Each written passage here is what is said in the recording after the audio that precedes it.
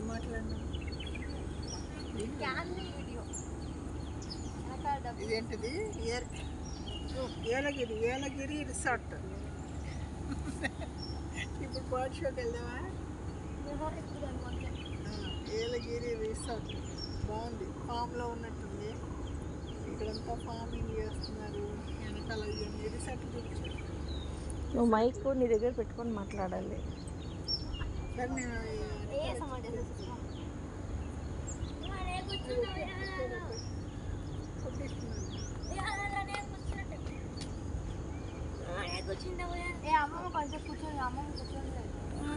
సరే లేస్తాను, నేను లేచిపోతాను.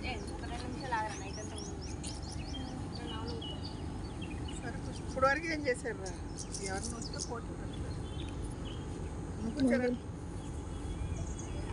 కొంచెంసేపు ఆగు.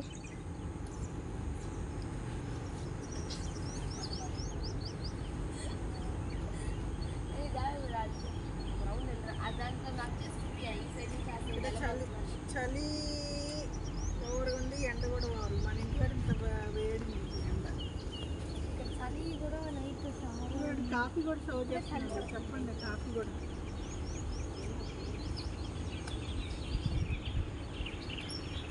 వాటి చెట్లు బాగున్నాయి.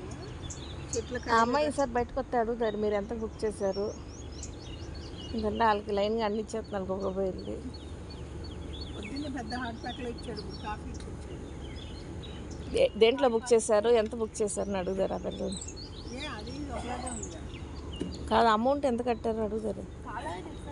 వెబ్సైట్ ఏమైనా ఉంటుంది కదా, వాళ్ళు బుక్ చేసింది.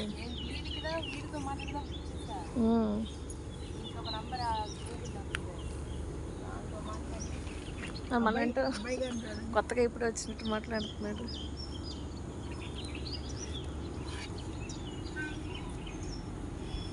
ఇద్దరు ముగ్గురు ఉన్నారు, ఎవరితో మాట్లాడని తెలియదు. రెసార్ట్ నేను మామూలుగా ఎదిగి రెసార్ట్ ఫోన్ చేసి మాట్లాడి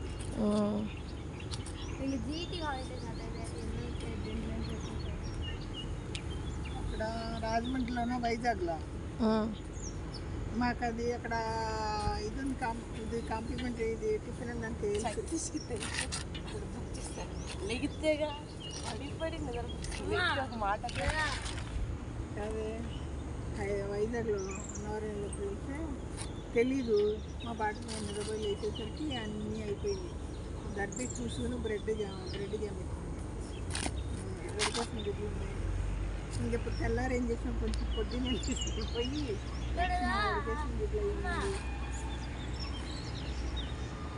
బ్రెడ్ టోస్ట్ చేసి ఇస్తాం.